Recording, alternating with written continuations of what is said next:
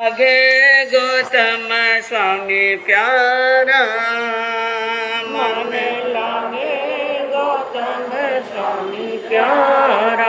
है हृदय सिद्धरा दातारा जी, है हृदय सिद्धरा दातारा जी। मन लगे गौतम स्वामी प्यारा, माता पृथ्वी धरा जाया, माता पृथ्वी धरा जाया। पिता विश्वभूति कहलाया जी, पिता विश्वभूति कहलाया जी। मन लगे गौतम स्वामी प्यारा, महावीर शिष्य गुणधामी, महावीर शिष्य गुणधामी। सदा सिमरो गौतम स्वामी जी, सदा सिमरो गौतम स्वामी जी। मन लगे गौतम स्वामी प्यारा। सर्वज्ञ सर्वदर्शी चरम तीर्थंकर अहिंसा के अवतार विश्व वंदनीय शासनपति श्रमण भगवान वर्तमान महावीर के पावन चरणों में कोटि कोटि वंदन। हृदय की अनंत अनंत आस्था के केंद्र, संयम धन के दाता, संसार सागर से तिरने का सन्मार्ग बताने वाले पूज्य गुरु भगवंत श्रमण सूर्य दिव्य विभूति 1008 श्री मर्दर केसरी मिश्री मल जी महाराज साहब के पावन चरणों में कोटि कोटि वंदन। अहिंसा दिवाकर लोकमान्य संत शेरे राजस्थान वरिष्ठ प्रवर्तक पूज्य गुरुदेव श्री रूपचंद जी महाराज साहब के पावन चरणों में कोटि कोटि वंदन। मरुद्रा भूषण संत शिरोमणि पूज्य प्रवर्तक गुरुदेव श्री सुकन मुनि जी महाराज साहब के पावन चरणों में कोटि कोटि वंदन। साधना की प्रतिमूर्ति सद्गुणों की उपासिका सरल मना शांत दांत गंभीरा गुरुवरिया माँ सती श्री सज्जन कंवर जी महाराज साहब के पावन चरणों में कोटि कोटि वंदन। धर्म प्रेमी बंधुओं, शीलवती माताएं, श्रीमद् उत्तराध्ययन सूत्र का बड़ा ही सुंदर और बड़ा ही विवेचन पूर्वक प्रसंग चल रहा है, जो हमारी आत्मा पर सीधा चोट करे। पल पल के अंदर समझने की जरूरत है, पग पग पर समझने की जरूरत है और हर वक्त चिंतन करने की जरूरत है। अगर हम चिंतन करें और समझें, विवेक के साथ में रहे, तो हम बहुत बड़े कर्मों के भार से मुक्त हो सकते हैं। जहाँ पर एक समुद्र जितना पाप लगता हो, वो पाप सिमट करके एक बूंद में आ जाए। लेकिन जरूरत है विवेक की। किसकी जरूरत है? विवेक की और हमारे शुभ चिंतन की। चिंतन शुभ हो और विवेक का दीपक जलता हो तो बंधुओं, हमारी आत्मा दुर्गतियों का मेहमान नहीं होगी, सदगति मिलेगी। और बंधुओं, मनुष्य का ये जो भव मिला है बहुत बड़ा, अभी आपने सुना कि बहुत सुंदर, बहुत बेशकीमती उपहार है। और इसको हम, यानी इस सुंदर और महत्वपूर्ण भव को हम अच्छी प्रकार से भी जी सकते हैं, सुख शांता पूर्वक भी जी सकते हैं, हंसी खुशी से भी जी सकते हैं, बिना चिंता आर्त ध्यान के भी जी सकते हैं। लेकिन हमने तो एक प्रकार से अपने जीवन को दुरुस्त बना दिया, दुष्कर बना दिया, दुर्भर बना दिया। अपने आप नहीं बनाया है, हमने अपने आप ही अपने जीवन को इतना दुर्भर बना दिया कि यह जीवन कभी हमें कांटों के पत्त की तरह मिलता लगता है, कभी सूली जैसा लगता है, कभी यह जहर जैसा लगता है, कभी बेकार लगता है। आता है ना ऐसा मन में? जीवन में जहर घुल गया। जीवन में क्या घुल गया? जहर घुल गया और बड़ा दुखदाई लगता है। इस जीवन को हम सहज भी जी सकते हैं और हल्के में भी जी सकते हैं, लेकिन जीवन की कला आनी चाहिए। जितना जितना सभ्यता का विकास हुआ ना, उतना ही मनुष्य जटिल बन गया। क्या बन गया? जटिल बन गया। और यह बात बिल्कुल प्रमाण सहित हमारे सामने है। एक जमाना था जब हमारे बड़ेरे गांवों में रहते थे और मामूली कमाई हुआ करती थी, कच्चे मकानों में रहते थे, सुखी थे। क्या थे वो? बहुत सुखी थे। उनको भाईचारा भी निभाना आता था, गांव के लोगों के साथ में प्रेम भाव भी रखना आता था, एक दूसरे के सहयोगी बनना भी आता था और दाल रोटी खाकर के भी खुश रहते थे। ना आज क्या है? क्या है आज? पैसा उनके पास में इतना नहीं था, लेकिन मन में संतोष था। मन में क्या था?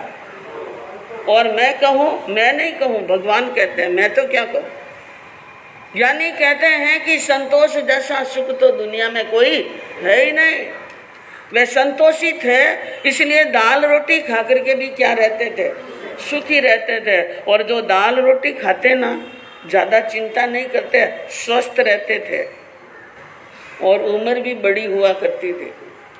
और इतनी आपत्तियां विपत्तियां भी, हाँ, कभी आपने सुना कि बहुत पुराने सेठ जी जो दुकानदारी करते कमाते, कभी रेड पड़ी उनके?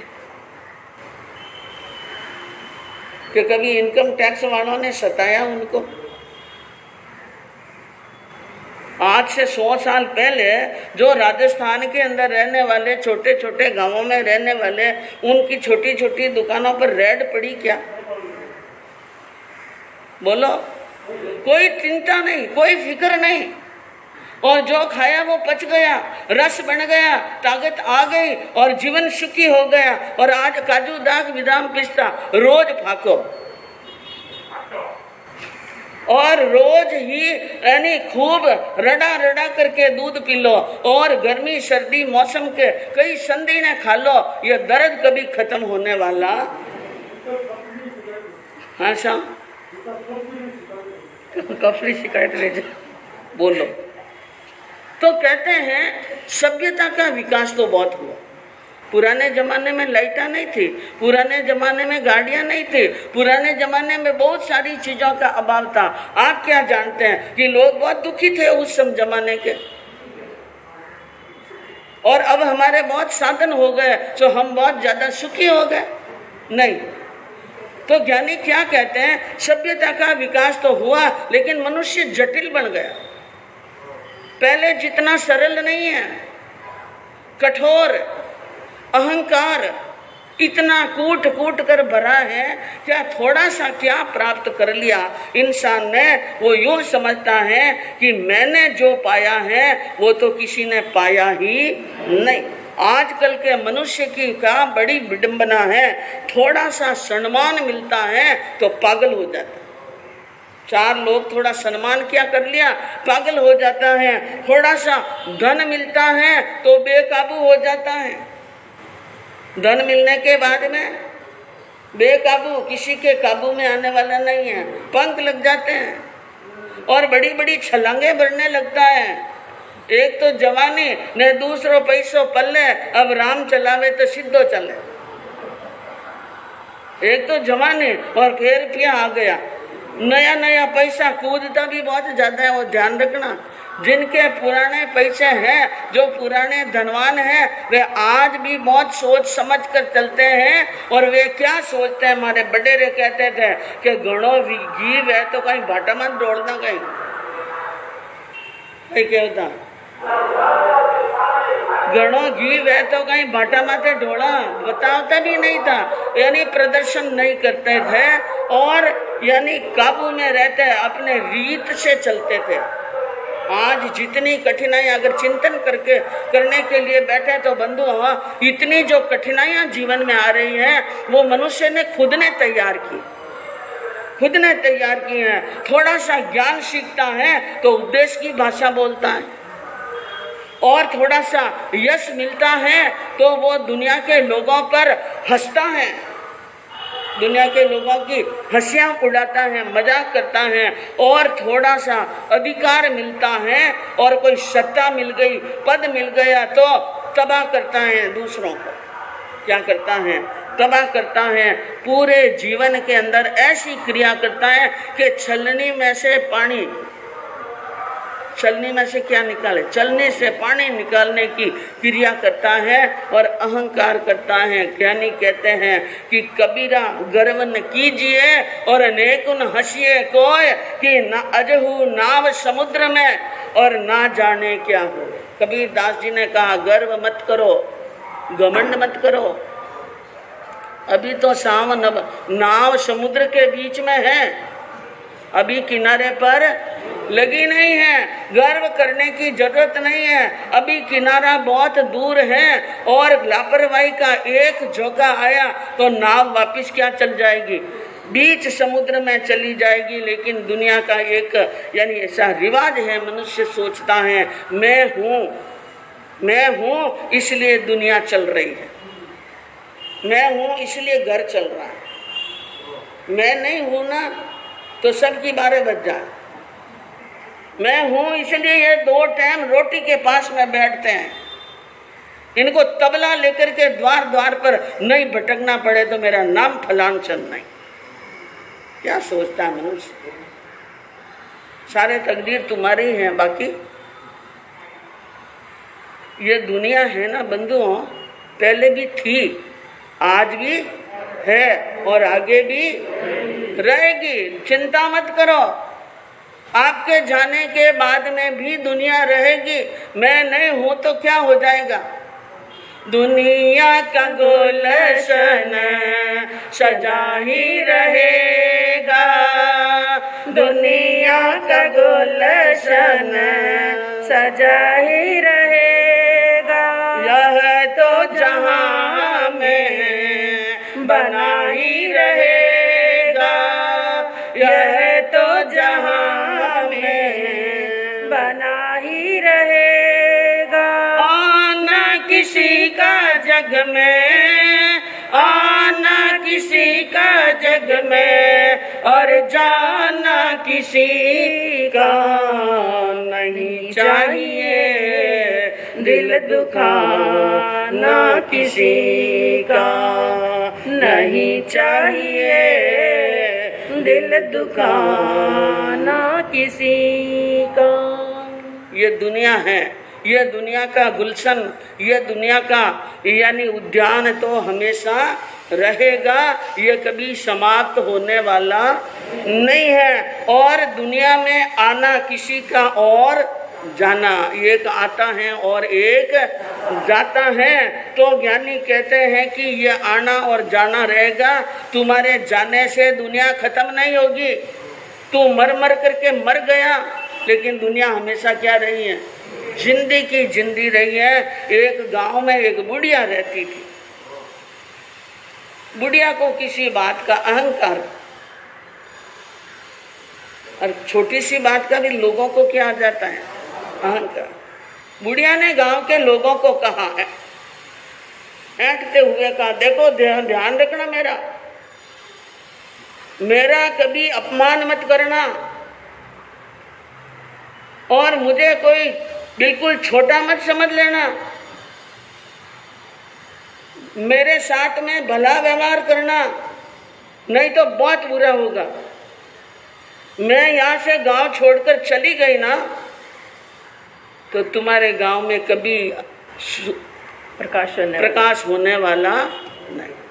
अंधेरे में रहोगे तो मर जाओगे, कभी सूर्य उदय नहीं होगा, कभी प्रकाश नहीं मिलेगा। जिंदगी बड़ी दुर्भर हो जाएगी और बड़े खतरे में पड़ जाओगे। अब ये बात रोज कहती थी बुढ़िया, रोज कहती, ध्यान रखना, मेरे से अड़ना मत। लोग भी सुन सुन करके बेचारे थक गए।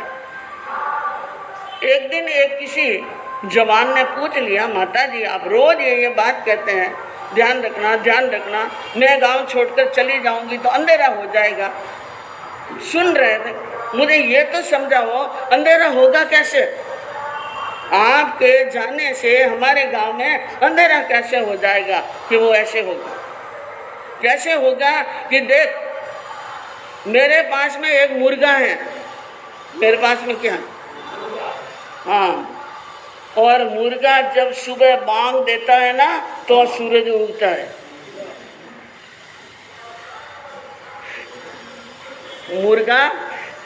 मुर्गा सुबह बांग देता है, यानी मुर्गा बोलता है तो सूरज उगता, क्योंकि मुर्गे के बोलने की टाइम क्या है? ब्राह्म मुहूर्त।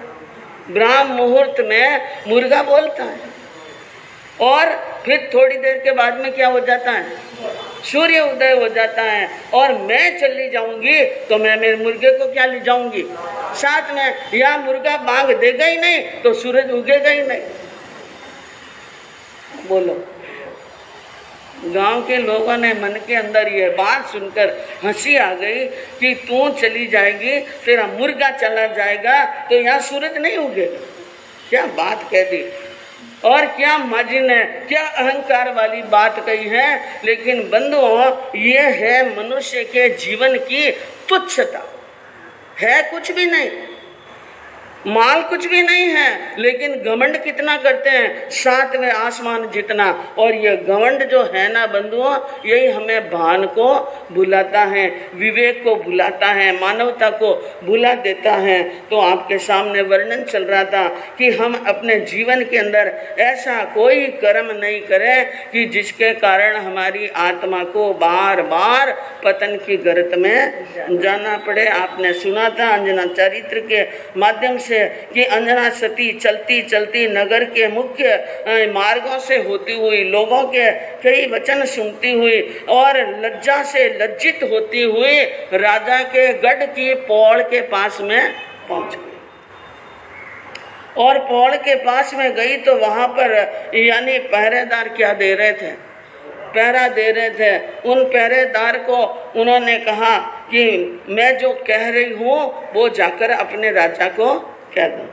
द्वारपाल को जोश लाना बोली सती सवाल, जो कहती हूँ बात में जाय कहो नरपाल।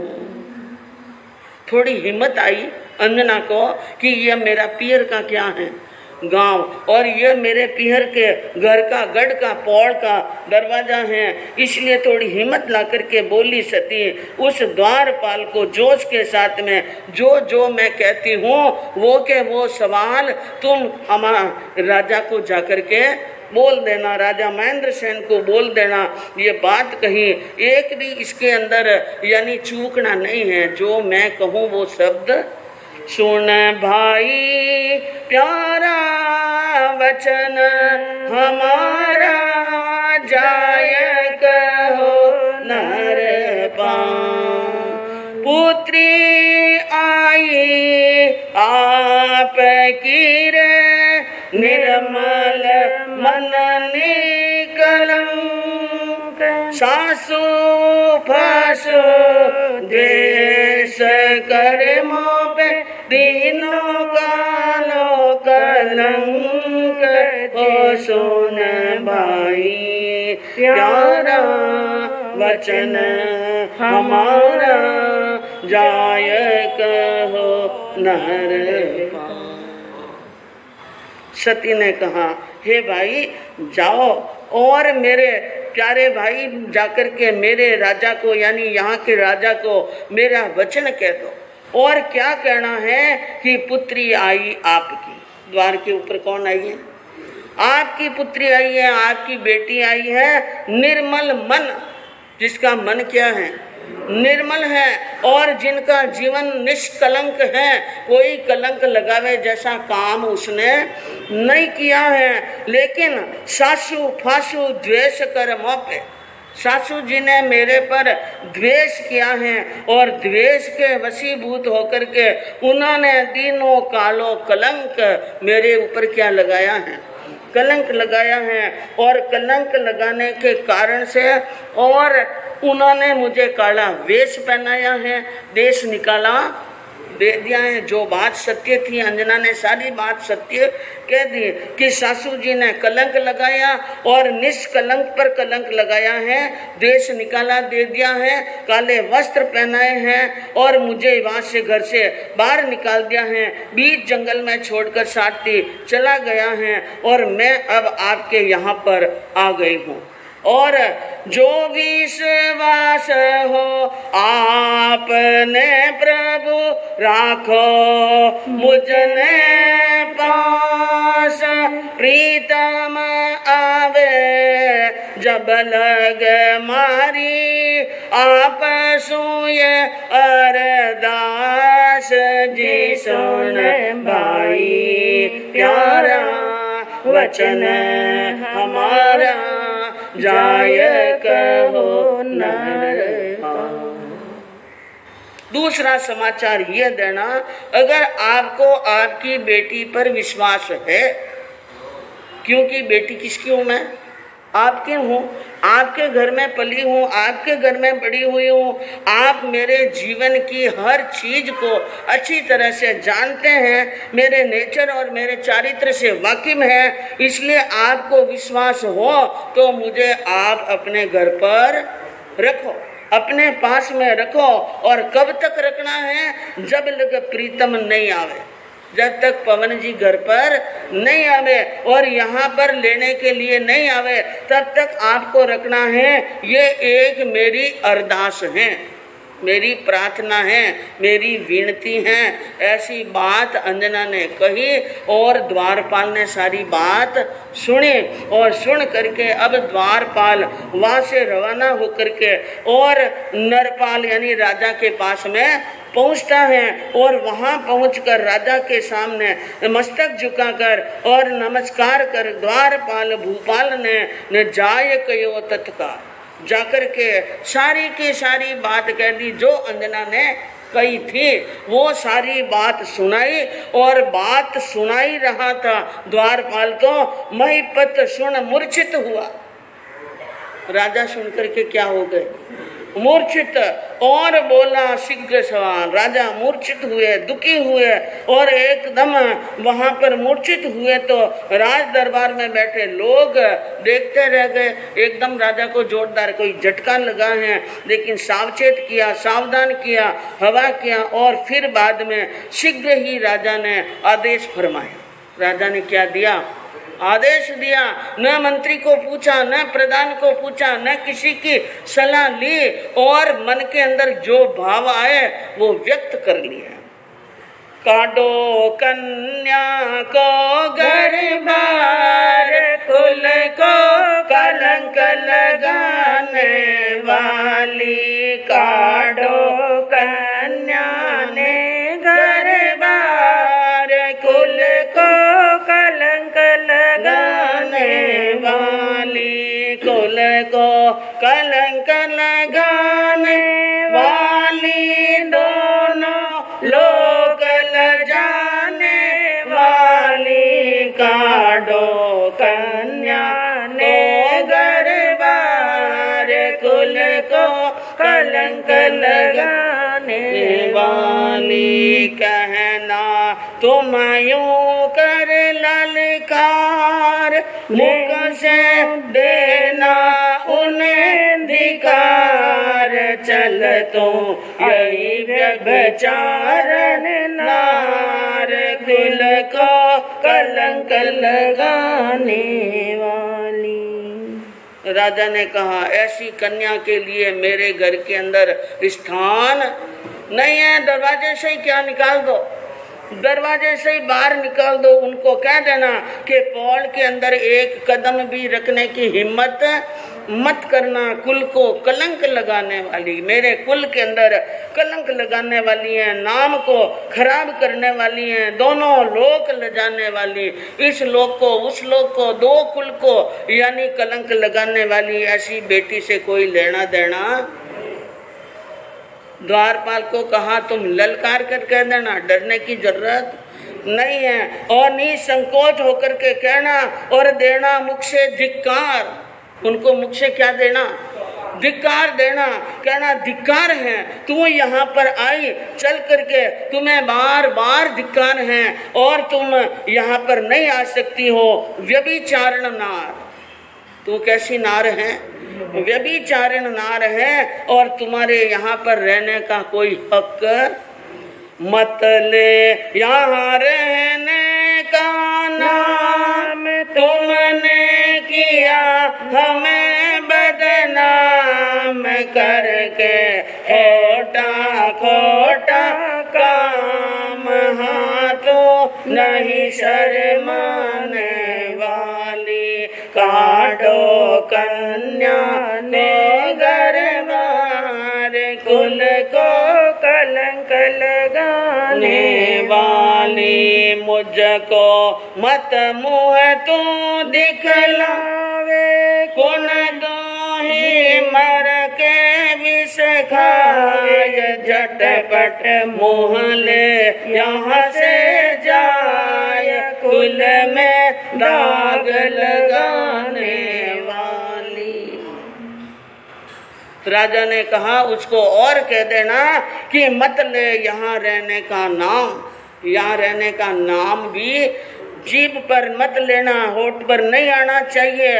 और तुमने किया हमें बदनाम, तुमने हमें क्या कर लिया है?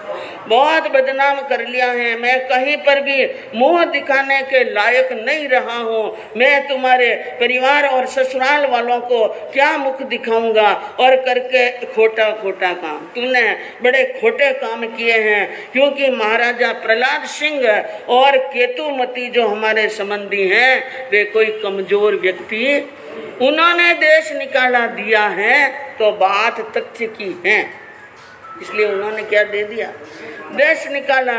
और तू नहीं शर्माने वाली, खोटे काम करके भी तुम्हें शर्म नहीं आती है। इसलिए मैं कहता हूँ कि मुझको मत मुंह दिखलाए, मैं तो तुम्हारा मुख भी देखना नहीं चाहता हूँ। और अगर जिंदगी खारी लगे तो तू विष खा, मर जा, विष खा, जहर खा करके क्या हो जा, मर जा। और मुंह ले यहाँ से, या फिर झटपट यहाँ से मुंह लेकर के रवाना हो जा। जितनी देर तक तू मेरे द्वार पर खड़ी रहेगी और जो जो लोग देखेंगे वो मुझे भी क्या करेंगे? बदनाम करेंगे। और कुल में दाग लगाने वाली, कुल में दाग लगाने वाली, कुल में कलंक लगाने वाली ऐसी बेटी से कोई लेना देना नहीं है। यह राजा महेंद्र सेन के वाक्य थे। और बंधुओं, वे के वे वाक्य द्वारपाल ने आकर के अंजना को कह। अब अंजना की क्या स्थिति होनी? अंजना की स्थिति क्या हुई? ऊपर आकाश और नीचे धरती, कहीं सही नृपति कही और आतुर अनुचर आय, कदली दलजू धरण पे और पड़ी बाल मूर्छाए। जैसे कहते हैं कि कदली का पेड़, कदली यानी केले का झाड़, थोड़ा सा टलना लगते ही, थोड़ा सा हल्का सा धक्का देते ही नीचे पड़ जाता है। तो आतुर हुए उस अनुचर ने जो शब्द कहे तो अंजना वहीं द्वार पर नीचे पड़ गई और रोने लगी हैं, विलाप करने लगी हैं। सखी पास में बैठी बैठी उनको हवा कर रही हैं, कैसे मूर्छा टूटती है, क्या होता है और आगे दोनों क्या निर्णय लेती हैं। बंधुओं, सुनने से मालूम पड़ेगा।